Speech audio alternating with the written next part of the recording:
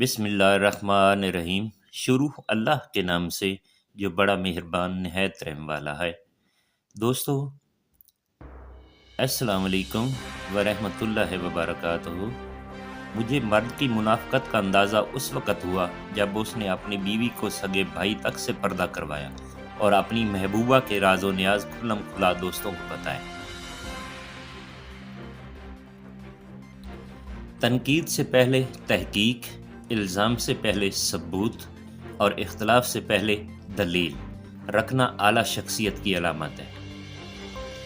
دل کے اچھے لوگوں کو دنیا بے وقوف سمجھتی ہے۔ زندگی میں سب لوگ دوست یا رشتہ دار بن کر نہیں آتے، کچھ لوگ سبق بن کر بھی آتے ہیں۔ رسول کریم صلی اللہ علیہ وآلہ وسلم نے فرمایا، اللہ کے کچھ بندے ایسے بھی ہیں کہ اگر وہ اللہ کی قسم کھا لیں تو اللہ تعالیٰ خود ان کی قسم پوری کرتا ہے۔ رب کو راضی کرو، دنیا ہمیشہ کسی سے راضی نہیں ہوتی۔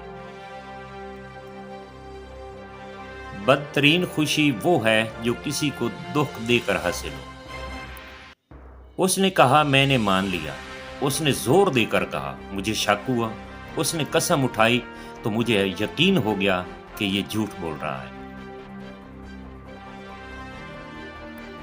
دوسروں کی خامیاں چھوڑو، کبھی اپنے آگے بھی تو آئینہ رکھو۔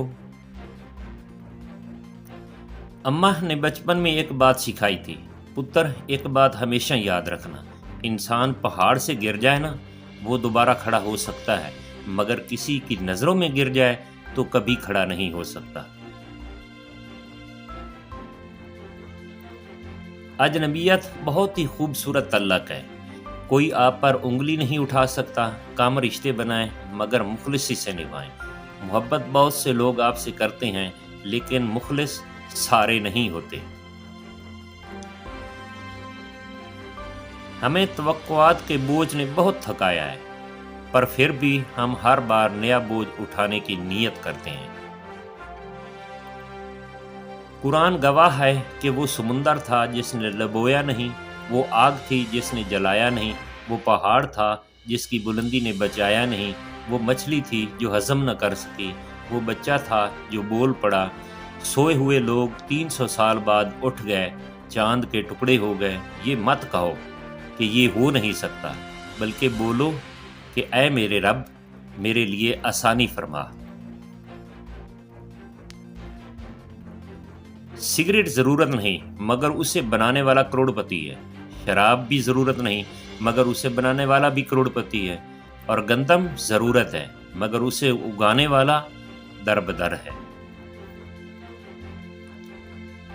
تہجد کی نماز کیوں پڑھنی چاہیے؟ ناممکن کا ممکن میں ہو جانا، اللہ تعالیٰ کا فیورٹ بننا، اللہ کے قریب ہو جانا۔ تہجد کی نماز سے انسان دنیا کی محبت سے بچتا ہے۔ تہجد اللہ کی لاڈلی عبادت ہے، تو سوچو پڑھنے والا کتنا اللہ تعالیٰ کو عزیز ہوگا۔ ایک بوڑھے شخص نے اپنی بیوی کی وفات کے بعد اینک پہننا چھوڑ دی۔ وجہ پوچھی گئی تو بتایا گیا کہ اس کے بعد کچھ دن دیکھنے کے قابل ہی نہیں رہا۔ اوروں کی خوشیوں میں خالی ہونے والے دامن دولت سے نہیں، رب کریم عز و جل کی رحمت سے بھرا کرتے ہیں۔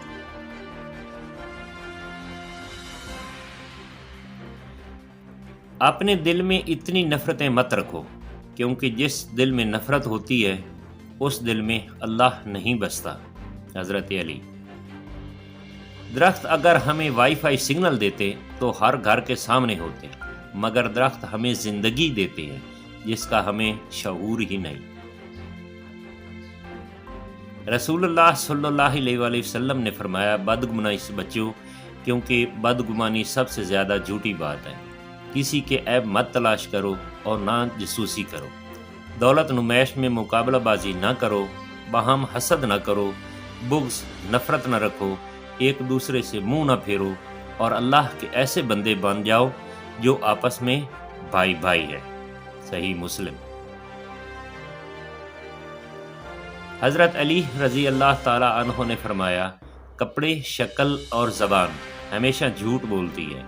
انسان کی اصلیت وقت آنے پر پتہ چلتی ہے۔ لوگ آپ کے اندر آپ کا دکھ تلاش نہیں کرتے، انہیں اس تماشے کی کھوج ہوتی ہے جو آپ کے ساتھ ہوا ہو۔ وہ عورت کبھی خوش قسمت نہیں ہوتی جس کے پاس دنیا کی ساری عیش و عشرت ہو، بلکہ خوش قسمت عورت وہ ہوتی ہے جس کے پاس اپنے شوہر کی سچی اور پاک صاف محبت ہو۔ اولاد کو خاک سے سونا بنا دیتی ہے ماں کی دعا۔ وفا کا تعلق مرد یا عورت سے ہرگز نہیں ہوتا، بلکہ وفا کا تعلق اوقات سے ہے، بساط سے ہے۔ جس کی جتنی ہوتی ہے وہ اتنی ہی کرتا ہے۔ حضرت عائشہ رضی اللہ تعالی عنہا روایت کرتی ہیں کہ نبی کریم صلی اللہ علیہ وآلہ وسلم نے ایک روز اون کے کپڑے میں نماز پڑھی جس میں نقش بنے ہوئے تھے۔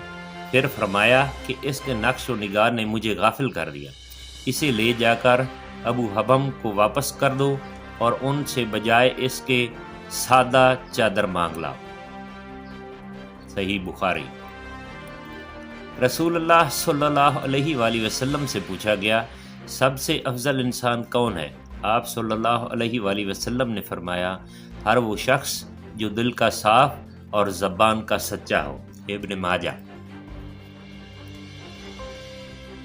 باپ دنیا کی وہ حسین ہستی ہے جس کی دسترخوان پر موجودگی اور کمرے کے باہر اترے ہوئے جوتے بھی تحفظ کا احساس دلاتے ہیں۔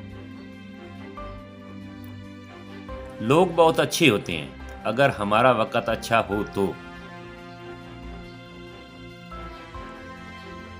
اور ایک دن تمہیں یہ خوشخبری دی جائے گی کہ جسے تم اپنی دعاؤں میں مانگا کرتے تھے اسے تمہارے ہم سفر کے طور پر چن لیا گیا ہے۔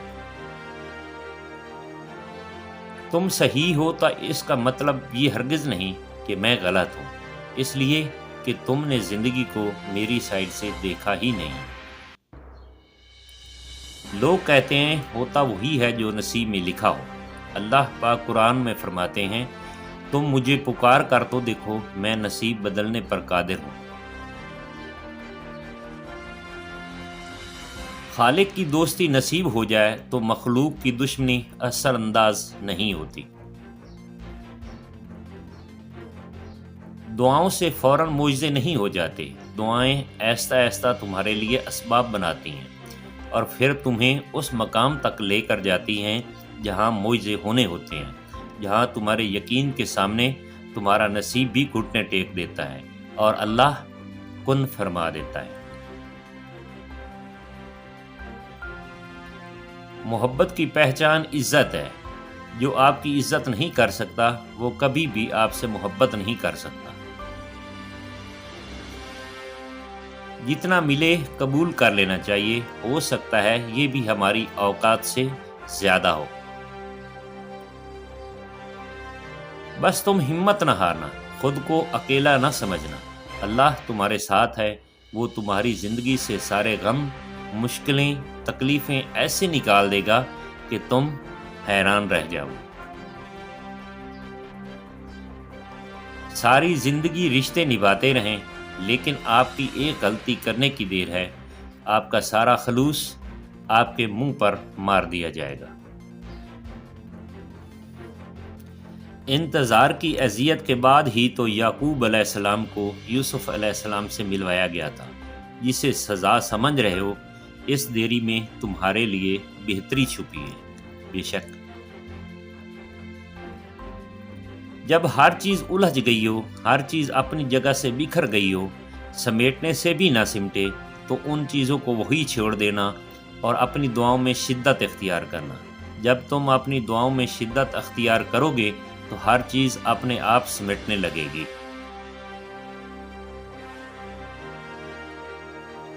ہلتے ہوئے دانت پتھر کی طرح جم جائیں۔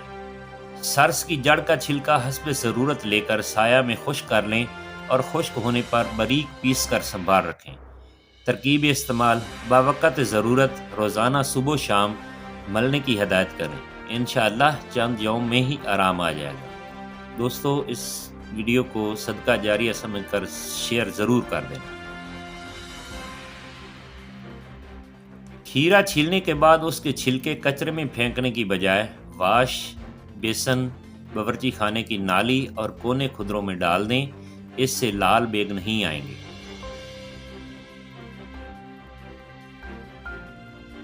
دوپہر اور رات کے کھانے کے بعد ایک کاش یعنی ایک ڈلی لہسن کی استعمال کریں۔ لہسن کھانے سے وزن تیزی سے کم ہوگا۔ لہسن کا استعمال بلڈ پریشر اور کولیسٹرول کو کم کرتا ہے۔ سیاہ رنگ کو سفید کرنے کے لیے کلونجی کو دودھ میں پیس کر ہلکا سا گرم کریں اور رات کو سونے سے پہلے چہرے پر مالش کر کے سو جائیں۔ صبح اٹھ کر خالص صابن سے منہ دھو لیا کریں تو آپ کی سیاہ رنگت نمایاں طور پر سفید ہونا شروع ہو جائے گی۔ یہ عام غلطی بالوں کے گرنے کی اصل وجہ ہے۔ کیا آپ جانتے ہیں کہ بالوں کے گرنے کی عام وجہ نہانے کے بعد جسم والے تولیے سے بالوں کو خشک کرنا، گیلے بالوں کو رگڑنا، کنڈیشنر استعمال نہ کرنا اور روزانہ کنگھی نہ کرنا۔ نہانے کے بعد ہلکے ہاتھوں سے بالوں کو ڈیل کریں۔